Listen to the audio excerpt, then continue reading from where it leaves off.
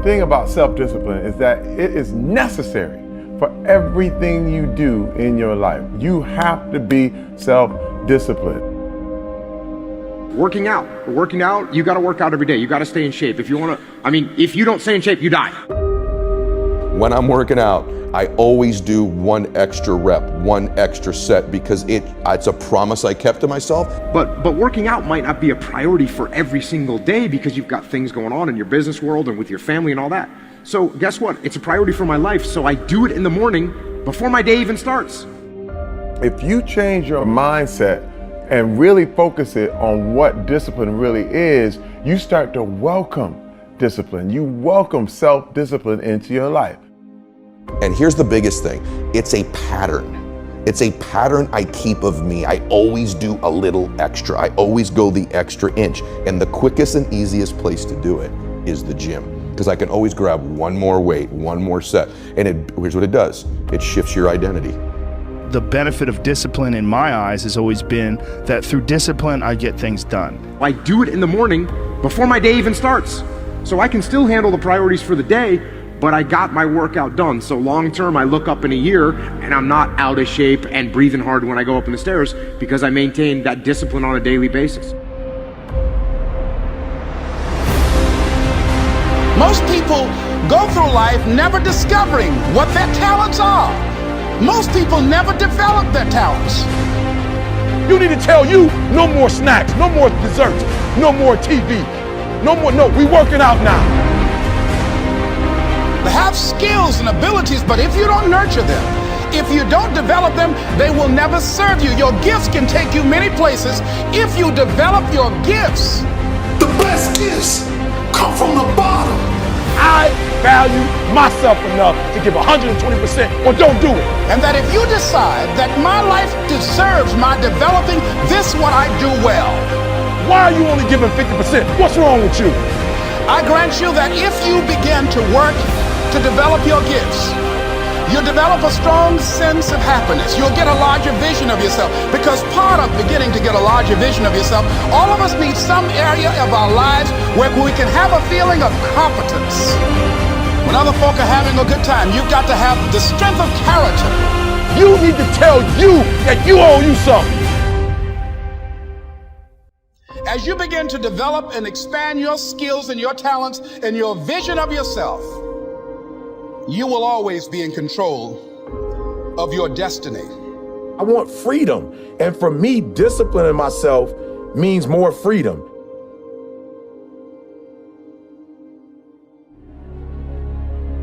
It's so easy to be great nowadays because most people are weak.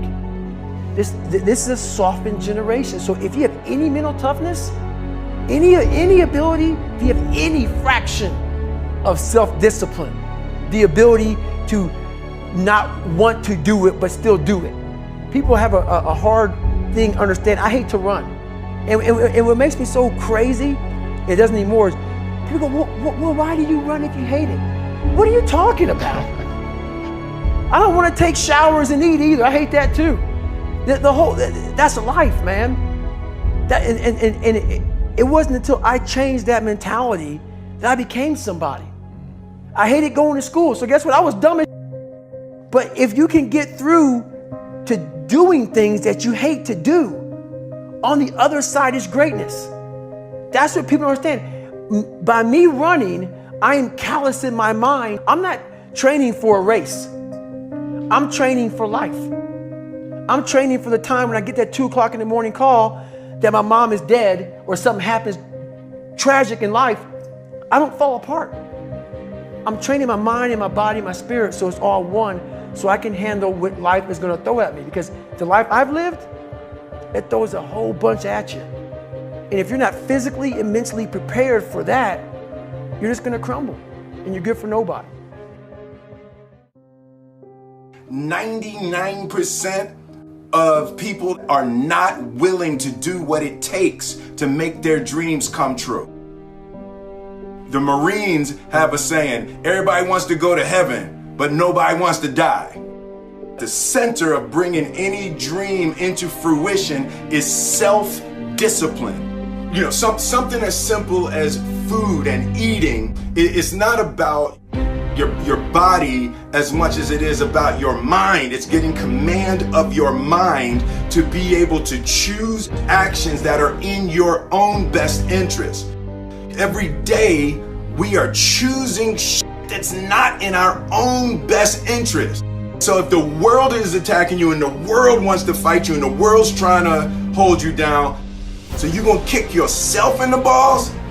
So you're gonna stop yourself from getting what you dream. And I think the word discipline has kind of gotten a bad name. We think about it in terms of punishment. I'm not talking about discipline in that way. I'm talking about discipline in the sense that you forego immediate pleasure for the exchange of long-term self-respect. I believe that self-discipline is the definition of self-love. That when you say that you love yourself, that means that you have behavior towards yourself that is loving. Self-discipline is the center of all material success. You cannot win the war against the world if you can't win the war against your own mind.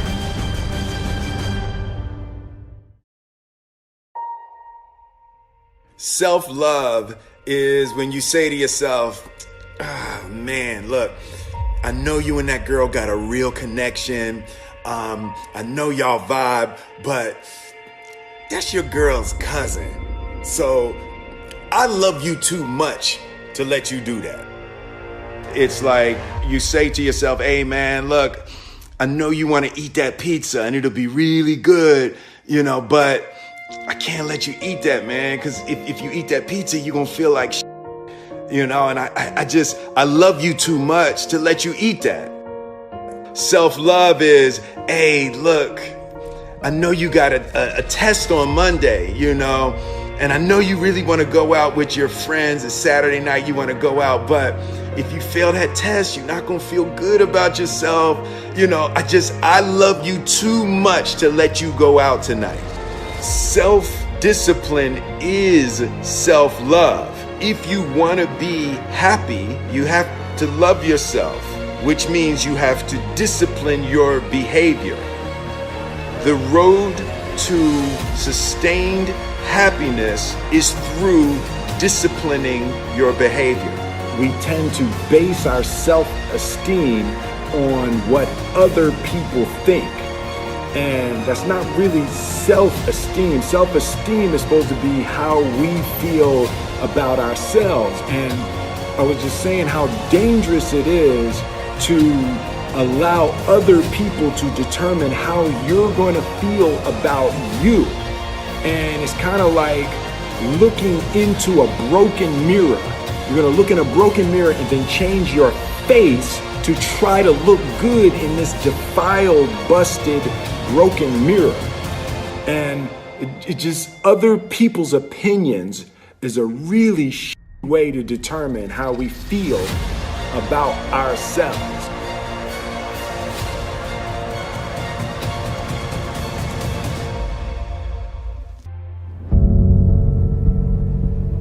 Life can be brutal. Life can be unforgiving.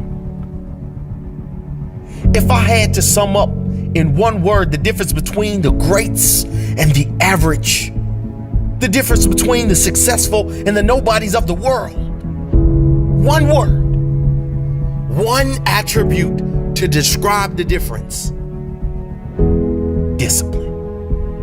If you don't have the discipline, you can forget about the trophy. You can forget about the success, the greatness. All champions have discipline. It's the discipline to work hard.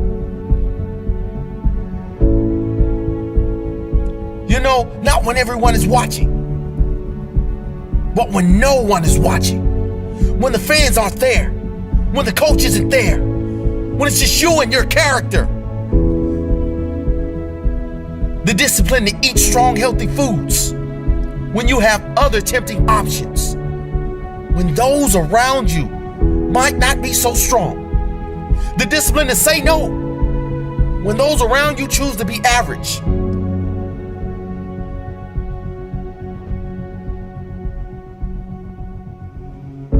The discipline to keep going when it hurts. Because life doesn't give you what you want, it gives you what you deserve. And if you haven't worked for it, if you haven't sacrificed for it, if you haven't given your all, then you don't deserve it.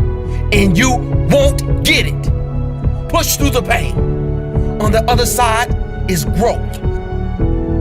When pain comes, that means it's time to show character.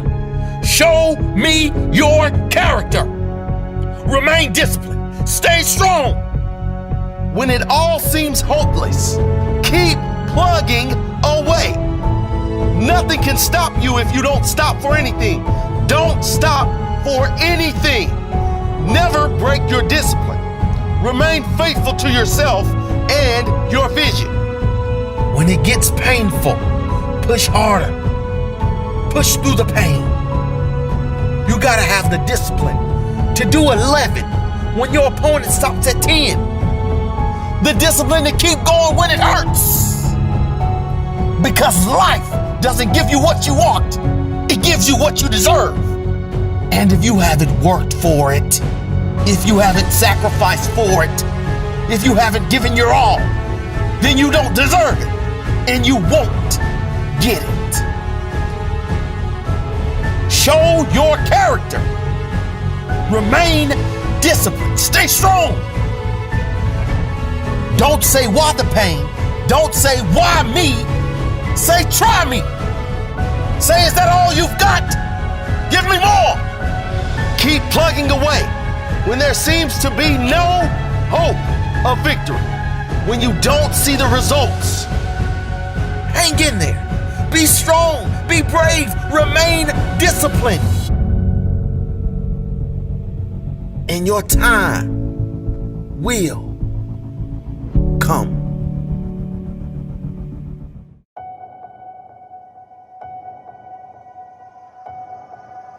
I was weighing like 297 pounds, and I had to make a change in my life.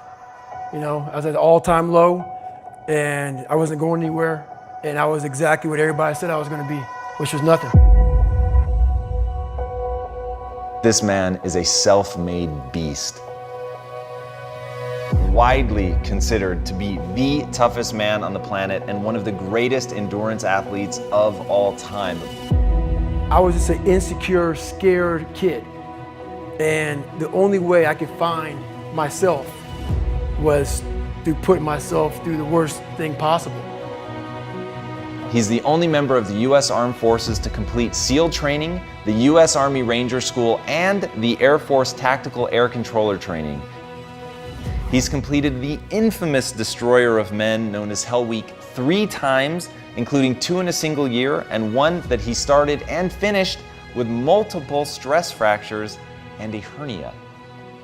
No one was here to help me. And the feeling I had every morning, I started shaving my head when I was 16 years old. And the feeling I had every morning, I looked in the mirror, was horrible. And I didn't want to feel like that anymore.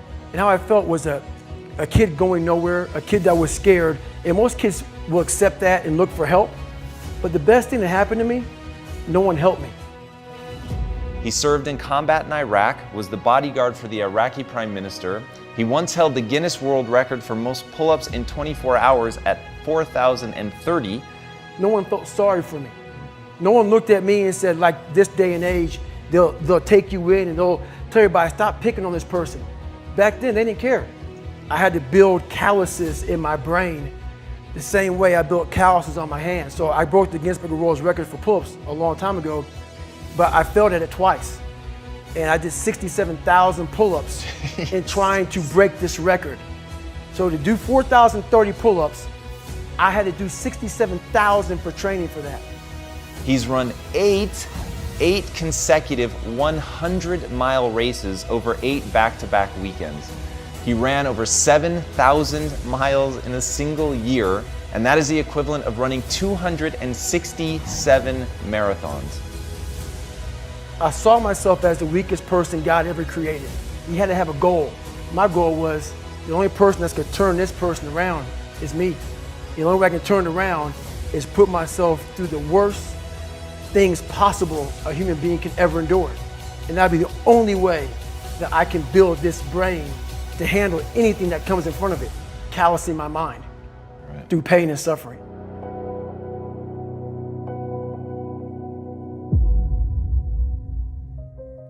The only way you're ever going to get to the other side of this journey is you have got to suffer to grow. To grow, you must suffer. I'm afraid of my shadow. How can I overcome that? Go in the military, get your kicked, do things you hate to do, be uncomfortable every day of your life. Roger that. I'm not the smartest kid in the world. Okay. Instead of somebody saying, oh no, you're smart. No, don't say that to yourself. I said to myself, no, I'm a dumb motherfucker. Okay, roger that. How do you get smarter? Educate yourself. So the things that we run from the truth. We're running from the truth, man. So the only way I became successful was going towards the truth. As painful and as brutal as it is, it changed me. It allowed me to become, in my own right, who I am today. If you can, for the rest of your life, live inside of yourself, stop listening to people who are calling you fat, gay, transsexual. Everything that is makes no sense. All these insecure people putting their insecurities on you, you gotta flush it out. You gotta just be whoever the hell God or whatever the hell you believe in. If you believe in nothing but yourself, I don't care what it is. You gotta take everything and throw it away. You have to believe in one thing, and that is yourself.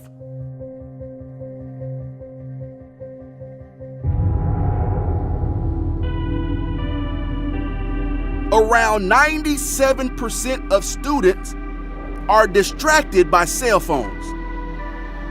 Are you a part of that 97%? When you want to succeed as bad as you want to breathe, then you'll be successful. Whether your distractions are text messages, checking emails, surfing the web, playing games, or scrolling through social media, the fact remains that it is a distraction. I'm saying to you today that there are some of you, if you give up your cell phone, you would be successful. But your cell phone is more important to you than your success. Stop wasting time on your cell phone.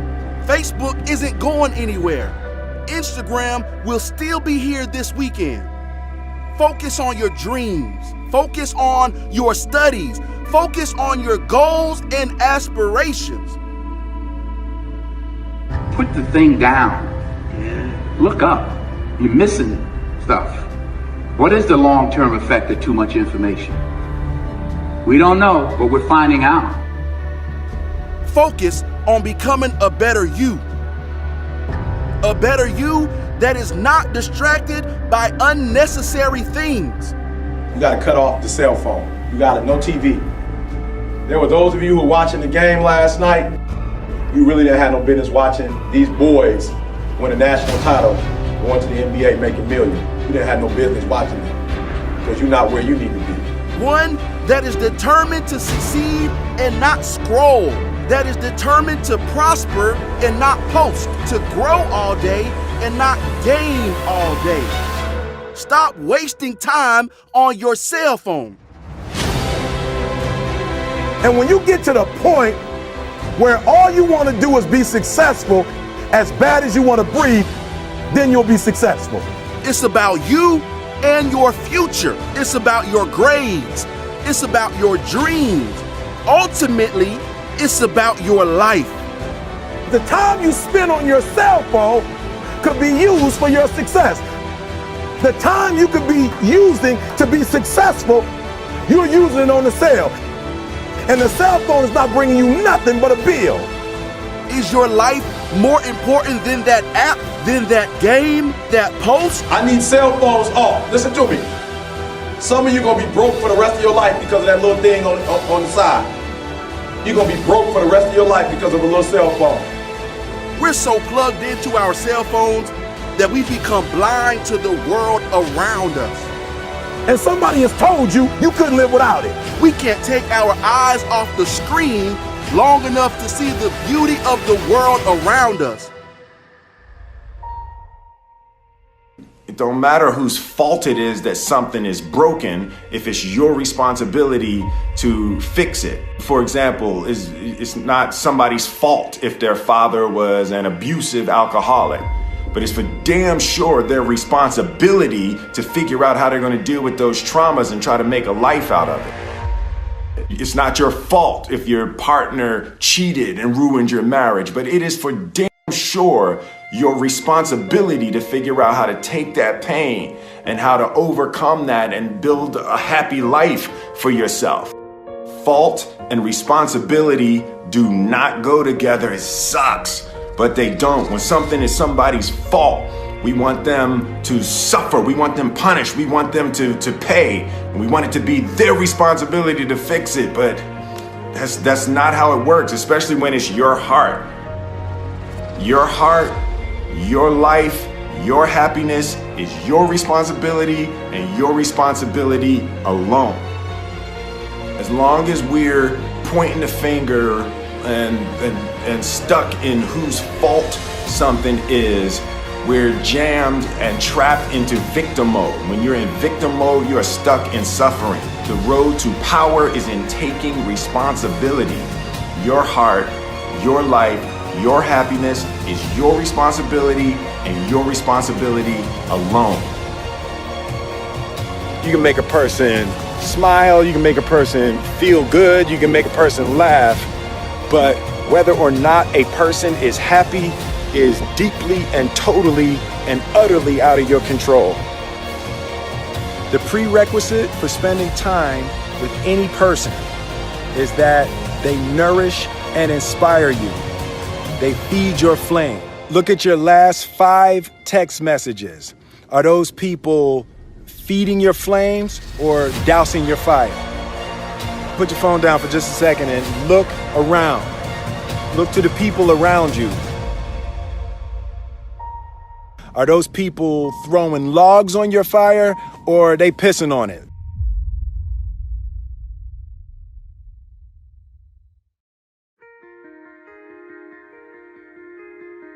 I want my life, I want my work, my family, I want it to mean something. And it's like, if you are not making someone else's life better, then you're wasting your time. The separation of talent and skill is one of the greatest misunderstood concepts for people who are trying to excel, who have dreams, that want to do things. Talent you have naturally. Skill is only developed by hours and hours and hours of beating on your craft. You don't try to build a wall. You don't set out to build a wall. You don't say, I'm going to build the biggest, baddest, greatest wall that's ever been built. You don't start there. You say, I'm going to lay this brick as perfectly as a brick can be laid. There will not be one brick on the face of the earth that's going to be laid better than this brick that I'm going to lay in this next 10 minutes. And you do that every single day. And soon you have a wall. And soon you have a wall. And I think psychologically, the advantage that gives me over a lot of people that I have been in competition with in different situations is it's difficult to take the first step when you look how big the task is.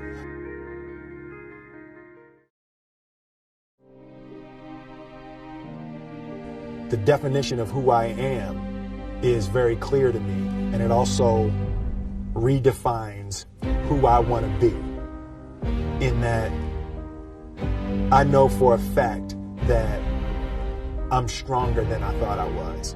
You know, you can't help but ask yourself the question, what would I do if I was in Muhammad Ali's shoes? I'm motivated by fear. I hate being scared to do something. And I think what developed in my early days was the attitude that I started attacking things that I was scared of. Why were you scared in your bed the night before? What do you need that fear for? Just don't go. Why are you scared in your bed 16 hours before you jump? Why are you scared in the car? Why could you not enjoy breakfast? Fear of what? You're nowhere even near the airplane. Everything up to the stepping out, there's actually no reason to be scared. It only just ruins your day. You don't have to jump. And then in that moment, all of a sudden, where you should be terrified is the most blissful experience of your life.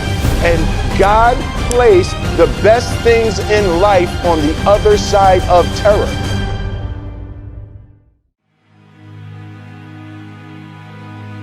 And they had the nerve to count you out. That's because they didn't understand that your motivation would never let you stay down for the count. It's times like these that we separate the real from the fake. And when it's like you can take a punch and bounce right back because you understand and know exactly what's at stake. It's times like these that we separate the real from the fake. And when it's like you can take a punch, bounce right back because you understand and know exactly what's at stake. It's money time, baby. And this is for all of the marbles. It's put up or shut up. Survive in advance, win or go home. And that's why you spend all those hours grinding. That's why you spend all those hours pushing yourself to the limit. You spend all those hours running. That's why you spend all those hours sacrificing. You spend all those hours sweating because you know there will be no time for regretting, fretting, or letting yourself or your teammates down. See, you are bound and determined to enter into the realm of greatness that's reserved for you and only you.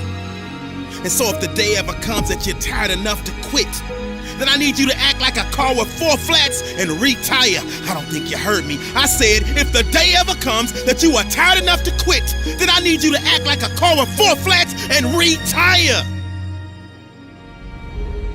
Next level success is reserved for those that are willing to not start counting the reps until it starts hurting. Not start counting the shots made until their arms are dead tired. Not start counting the sprints until they're already breathing hard. I heard a wise man say, it hurts, but it works. I say when it hurts, then and only then will you start receiving the perks, the accolades, the attaboys, the attagirls, the great jobs, the alley-oop lobs, the celebration parties with the lobster and shish kebabs, the hoisting of the banners, the sizing for the rings, the smiles, the hugs, and all of the love and respect in between. See, some of you out there, you in the dark. And you know what I need you to do for me when you're in the dark, right? Turn the lights on when I'm talking to you, because I don't think you heard me. I said next level success is reserved for those that are willing to not start counting the reps until it starts hurting. Not start counting the shots made until their arms are dead tired. Not start counting the sprints until they're already breathing hard. So just when they think you're about to throw in the towel, that's when I need you to recall all of the days that you went that extra mile. All of them days that your friends said you were foul. When you said you couldn't hang out because you were dialed in. You were locked in. You were in a zone. So you had to be strong because you knew the day would come when you would have to show the world that you could overcome any adversity, any obstacles, any hardships, any setbacks, because you were prepared for any and everything. And you understood that it would be impossible to run with them cheetahs when you're walking with the turtles. You understood that it would be impossible for you to run with the cheetahs when you were walking with the turtles. So your mindset is that of a track star, and that gives you the mental strength to leap over life's hurdles, to power through the speed bumps, to push through the roadblocks, and continue to grind past any and every obstruction that attempts to deter you from your ultimate goal of next level success. So the stresses of the world, you laugh at them. The dreams they say are out of your reach, you grab at them. The things they say you can't achieve, you take a stab at them. And when the bullies of life try to knock you out, you stick and move and you jab at them. I said the stresses of the world, you laugh at them. The dreams they say are out of your reach, you go and grab at them. The things they say you can't achieve, you take a stab at them. And when the bullies of life try to knock you out, you stick and move and you jab at them. And on the rare occasion that you take a punch from life and it knocks you down, you dig deep, and then you dig deeper, and then you dig even deeper. because you understand that this is the moment to pick yourself up, push through with determination and grit because of all your resilience, commitment, hard work, perseverance.